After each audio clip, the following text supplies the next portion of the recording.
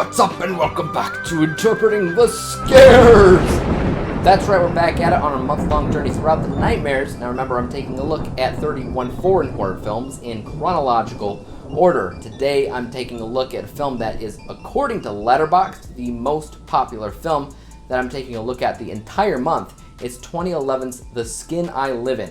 Let's get cracking.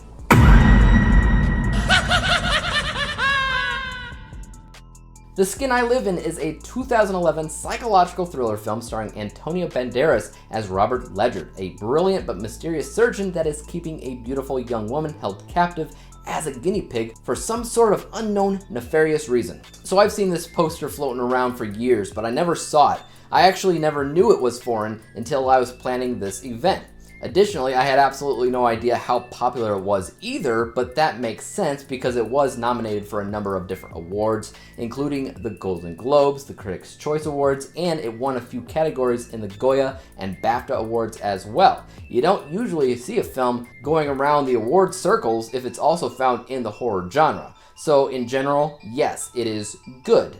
But how good? Well, that's kind of hard to say because this is one of those films that's pretty near impossible to talk about because the entire thing is shrouded in mysteries and secrets. The only thing that you know in the beginning of the film is that you got this doctor who's holding this girl hostage for some reason, but he's also trying to make sure that she's well cared for.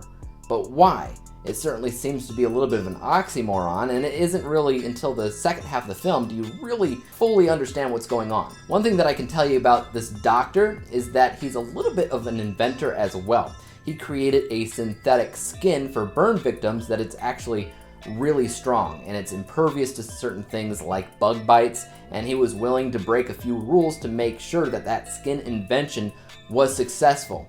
So that alone should tell you a little bit of what kind of guy this is, but I won't tell you anything more than that. This movie has a lot of really great cinematography, set designs, musical score, all of which help keep the film feeling as creepy and mysterious as it is. The cinematography has slow, sweeping, wide angles, lingering shots of emotion.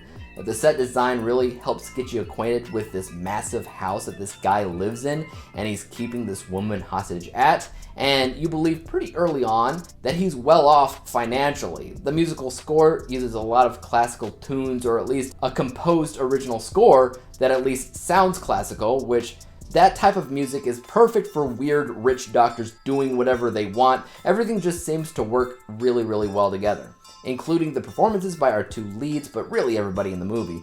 I'll admit though, it's been a pretty long time since I've seen Antonio Banderas in a role that I've loved him in, or in a role that has impressed me as much as it did here. He did great, as did our leading lady, Elena Anaya, who just gave a haunting performance that left me really engrossed in the film. This is the type of movie that you'll have a hard time finding the strength to click pause with, even if you just want to use the bathroom. It's that engulfing. This film's a work of art in so many different ways, continually going the extra mile to keep audiences in the dark until it's time to let them in on what's going on. And after that, it's near impossible to even guess what will happen next. This film is wholly original, unpredictable, and enrapturing from beginning to end.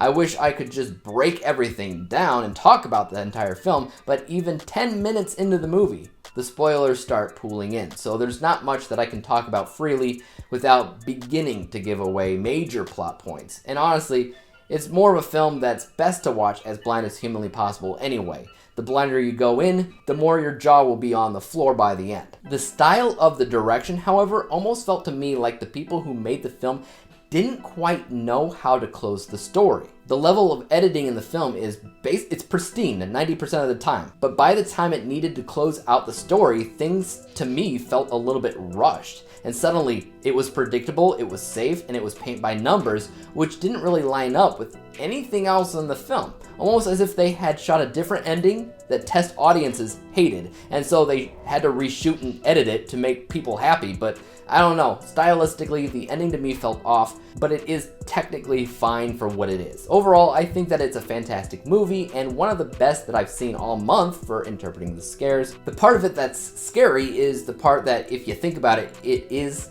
kind of sort of realistic. It's far-fetched, but it's not beyond the confines of what could happen in real life, and that thought is what gets you biting your nails in fear a little bit.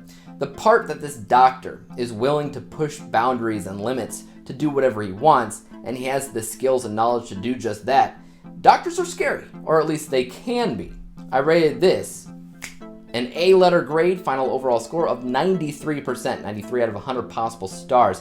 While it's not a traditional horror film, I think that it fits very nicely into the reason why I made this year's Interpreting the Scares event all about foreign horror films in the first place. This is what I was looking for, and I found it. Fantastic film all around. Have you guys seen The Skin I Live In? Let me know what you thought about in the comment section down below. And as for YouTube, you guys know what to do. Hit the like, subscribe button, and bell to be notified when I come out with my next film for Interpreting the Scares. And until then, peace!